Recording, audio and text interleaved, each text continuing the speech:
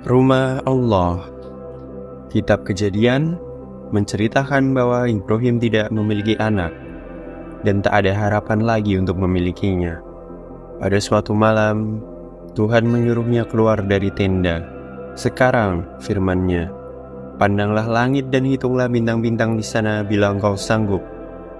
Ibrahim pun menatap langit dan terdengarlah suara, sebanyak itulah anak keturunanmu nanti. Ketika Sarah berusia 76 tahun, sementara Ibrahim sendiri berusia 85 tahun, umur yang terlalu lanjut untuk menerima kehadiran seorang bayi, Sarah mengizinkan suaminya itu menikahi Hajar, budaknya asal Mesir. Meskipun demikian, perasaan cemburu tumbuh juga di antara majikan dan budaknya, sehingga Hajar menjadi sasaran kemarahan Sarah. Hajar hanya mampu mengadukan segala deritanya kepada Tuhan. Maka Tuhan mengutus orang malaikat untuk menyampaikan pesan kepadanya. Aku akan memperbanyak keturunanmu yang tak terhitung jumlahnya. Sang malaikat juga berkata, berbahagialah, kamu akan dikaruniai seorang anak.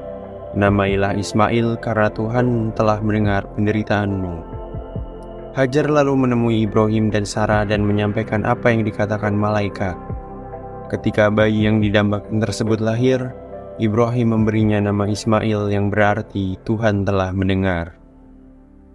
Ketika Ibrahim berusia 100 tahun dan Sarah 90 tahun, Tuhan berfirman lagi kepada Ibrahim, menjanjikan bahwa Sarah pun akan melahirkan seorang anak yang mesti diberi nama Ishak. Khawatir kalau Allah mengurangi kasih sayangnya terhadap anaknya yang lebih tua, Ibrahim berdoa, semoga Ismail hidup dalam hidayah-Mu ya Allah. Dan Allah menjawab, aku mendengar doamu tentang Ismail. Tenanglah, aku merahmatinya dan aku akan menjadikan dia pemimpin suatu bangsa yang besar. Tetapi kehendakku tentang Ishak telah kutetapkan, dan Sarah akan melahirkannya tahun depan. Sarah melahirkan Ishak dan dia sendiri yang menyusuinya. Setelah Ishak disapi, ia memohon kepada Ibrahim agar Hajar dan putranya segera pergi dari rumah mereka. Karena sangat menyayangi Ismail, Ibrahim amat sedih dengan permintaan itu.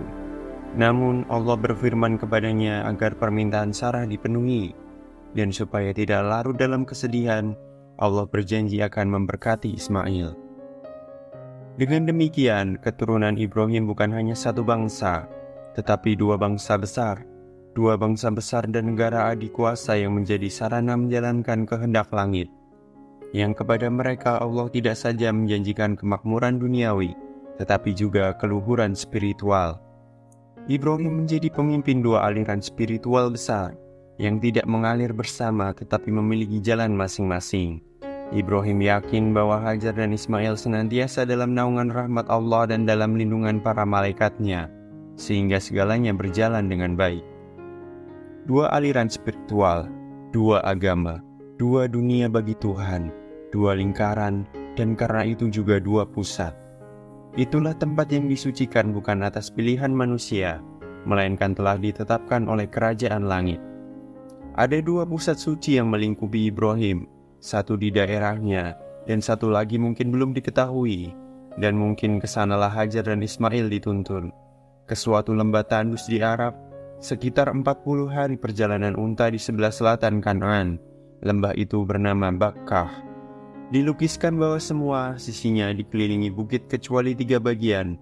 Satu bagian di sebelah selatan, satu bagian di sisi utara, dan satu sisi yang terbentang ke Laut Merah. 64 km ke arah barat.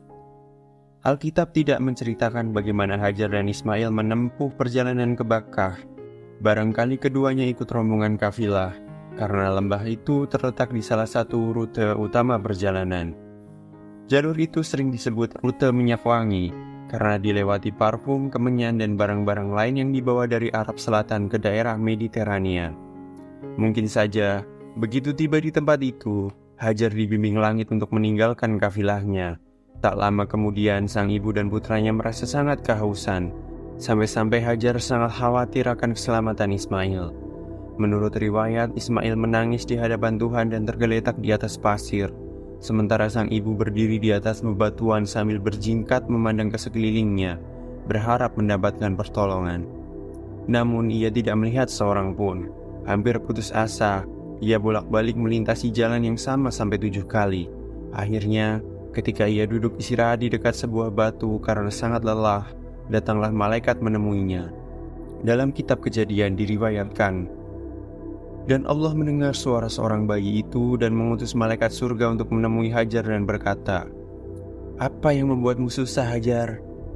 Jangan takut, Tuhan telah mendengar suara bayimu di tempat ia berbaring. Bangkit dan angkatlah bayimu dan gendonglah dengan tanganmu. Dia akan menjadikannya pemimpin bangsa besar."